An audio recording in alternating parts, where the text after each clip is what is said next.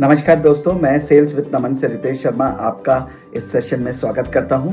आज मैं बात करना चाहूँगा कॉर्पोरेट के कुछ डेफिनेट वर्ड्स जो हम यूज़ करते हैं और उस पे बात करना चाहूँगा कि हम उस पे अमल करते भी हैं कि नहीं करते हैं। जो बहुत कॉमन शब्द है जो कि हम कॉर्पोरेट में यूज़ करते हैं वो है अलाइनमेंट।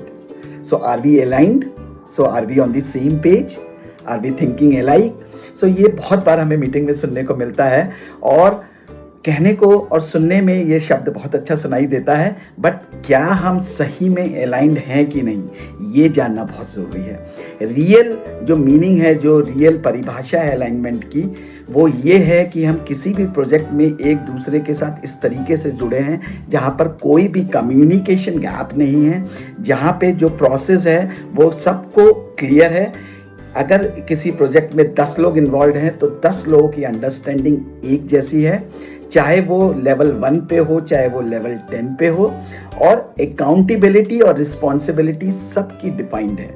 और अगर इन सब चीज़ों की समझ इसी तरीके से है जैसे मैंने बोला, तो हम डायरेक्टली अलाइंड हैं और परफेक्टली अलाइंड हैं।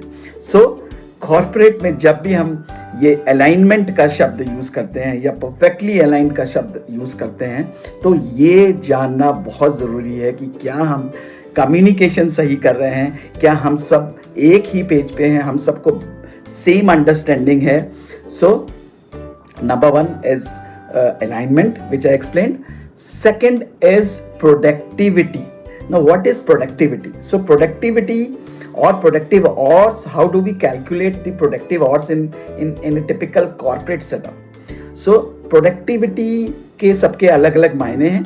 So कई लोग प्रोडक्टिव होते हैं सुबह 11 बजे आके और शाम को 9 बजे जाके एंड अपने आप को बिजी रख के, बट प्रोडक्टिविटी का रियल मीनिंग है कि आपने कितने प्रोडक्टिव आवर्स दिए हैं, आपके इम्पॉर्टेंट इमीडिएट टास्क कौन से थे जो आपको कंप्लीट करने थे और आज आपने कंप्लीट किए हैं, और उसमें कितने आवर्स आपने दिए हैं और सक्सेसफुली उन टास्क को कंप्लीट किया है, तो वो आपके प्रोडक्टिव आवर्स हैं। बिजी रहने का मतलब ये नहीं है कि आप सुबह से शाम तक ऑफिस में हैं, बट आपने सारे अर्जेंट टास्क तो किए हैं, बट आपने इम्पॉर्टेंट टास्क को मिस किया है। तो ये हम कभी दोबारा बात करेंगे इम्पॉर्टेंट एंड अर्जेंट मैट्रिक्स की, बट ये बहुत ज़रूरी है प्रोडक्टिव आवर्स को कैलकुलेट करना।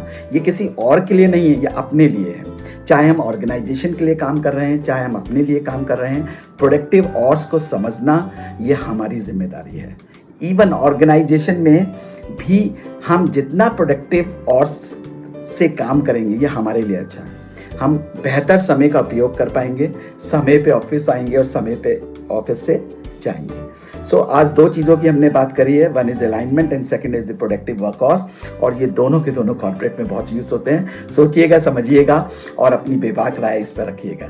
धन्यवाद। फिर से मैं सेल्स विद नमन से रितेश। धन्यवाद।